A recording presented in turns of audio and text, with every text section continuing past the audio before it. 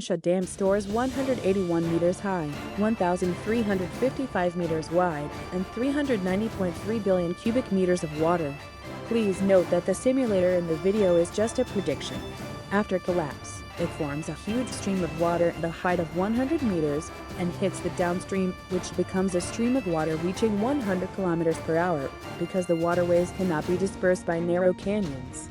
By Yichang, the 50 kilometers long section was reached in 30 minutes, and the stream quickly destroyed the Geju Dam and covered the city center. At this point, the water stream 20 meters high and 70 kilometers per hour swallows a Shanxi. In 5 hours, the water level in Yichang City reaches 10 meters. The flood continues down the canyon past Yichang City. Floodwaters flood the city at a speed of 60 km per hour, 15 to 20 meters h. After a while, after hitting the city of Jeju, the flood reached the open plains by cutting through the mountains. Floods spread widely in the form of fans, and the affected areas are greatly increased. The flood will cause the altitude to be reduced to less than 8 meters and the flow rate to be less than 25 kilometers, but the flow rate of the main canyon on the Yangtze River will still remain at 35 kilometers per hour. The floods hit the city of Jinju, and some reach Wuhan along the main canyon. It's 350 kilometers from the Sansha to Yuyang, but we'll be there in 5 hours after the dam collapse. The Tongting Lake near Yuyang has a total capacity of 22 billion cubic meters, and without floods, it acts as a big buffer.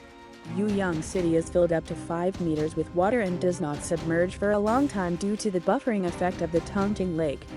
Flood streams continue to push eastward downstream, reducing the amount of water. The total capacity of the Hong Lake is 16 billion cubic meters. The distance from the Sansha to Wuhan is 710 hours after the dam collapse. We reach infinity. Wuhan City is located between 18 and 40 meters above sea level, and the flood level is about 7 meters.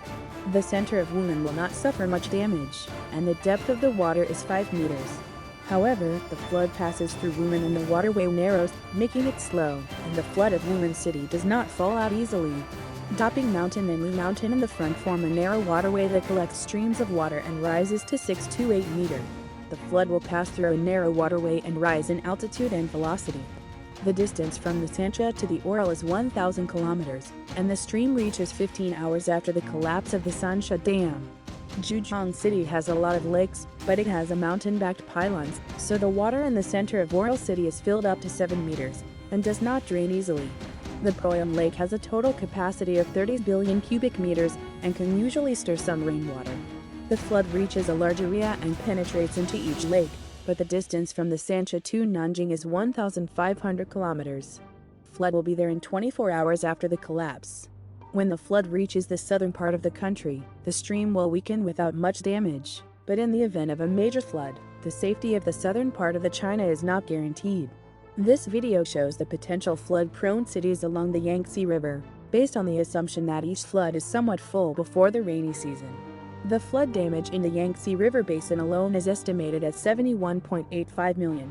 The Sansha Dam is in a situation where it will collapse due to heavy damage during the rainy season.